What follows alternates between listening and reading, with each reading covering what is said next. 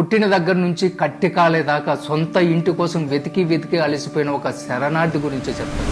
పుట్టినప్పుడు అది నానిల్లు, తాళి పడిన తర్వాత ఆమె మొగుడిల్లు, ముసల్తానం వచ్చిన తర్వాత అది కొడుకిల్లు. మరి ఆమె ఇల్లు ఎక్కడ? మధ్యలో ఎక్కడో ఇరుకుపోయి జీవితాంతం ఇక్కడో కాలు అక్కడో కాలు వేసి అదే ఇంట్లో ఉన్నట్టు బ్రతికి వెళ్ళిపోయే ఆ మనిషి పేరు అమ్మ. అదొక 60 ఏళ్ళ సుదీర్ఘ నరకం. అమ్మంటే పుట్టుకతో ముసలిది కాదు కదా. నీకు నాకు పరిచయం కాకముందు ఆవిడ కూడా ఆడపిల్లే.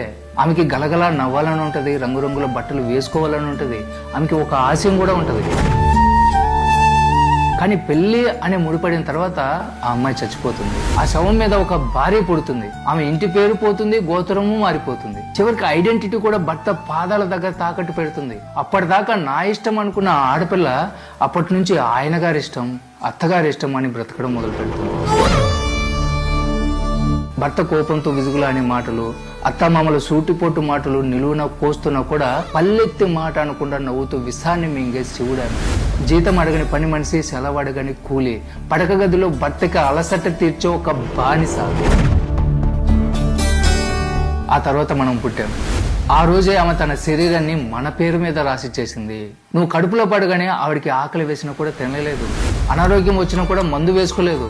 నిజం చెప్పాలంటే ఆమెని కొంచెం కొంచెం నమిలితుంటూ పెరిగిన నరమాంస భక్షకులం మనం పెరిగే కొద్దీ ఆమె ఆయుస్సు అమాంతం హారతి కర్పూరంలా తగ్గిపోతూ ఉంటుంది. మనమే సిగరెట్ లాగా కాల్చి పీలుస్తా ఉంటాం. కట్ చేస్తే కొడుకు పెళ్ళైపోతుంది. కొడుకే ప్రపంచం అని బ్రతికిన ఆవిడికి సడన్ గా ప్రపంచంలో చోటు తగ్గిపోతుంది. ఇంటికి కొత్త పెత్తనం వస్తుంది. ఎవరి కోసమైతే ఆమె తన యవ్వనాన్ని ఆరోగ్యాన్ని దారబోసిందో వాళ్ళే ఇప్పుడు నీకేం తెలియదమ్మా, నువ్వు కాస్త ఆగు అని నోరు మోయిస్తారు. ఆమెది చేదస్తామంటారు. చివరికి ఏమవుతుంది? ఈ ఇల్లు నాది అని ఆమె జీవితం మొత్తం అనుకుంది. కానీ ఆమె అదే ఇంట్లో ఒక గెస్ట్ లాగా మారిపోతుంది. దిక్కుమాలిన మందు బిళ్ళలు, హాస్పిటల్ వాసనలు, మొహం చాటేసిన భర్త, బిజీ అయిపోయిన కొడుకు విజుక్కునే పోవడం. చివరికి మంచం మీద పడిపోయిన తర్వాత ఆవిడకి చావు అంటే భయం ఉండదు. నేను ఎవరికీ బరువు కాకూడదు అన్న బాధ ఎక్కువగా ఉంటుంది. ఏ మంచం మీద అయితే నిన్ను కని పాలిచ్చిందో అదే మంచం మీద ఎండిపోయిన చర్మంతో, మసగబారిన చూపుతో ప్రాణం వదిలేస్తుంది. అది చావు అనుకుంటే పొరపాటు.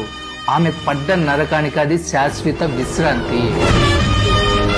పుట్టినప్పుడు కూతురుగా, యవ్వనంగా ఉన్నప్పుడు భార్యగా, ముసలితనంలో అమ్మల, ప్రతి దశలో ఎవరో ఒకరి కోసం తనని తాను చంపుకుని బ్రతికిన ఆమె నిజంగా ఆమెలాగా ఇప్పుడు బ్రతికింది.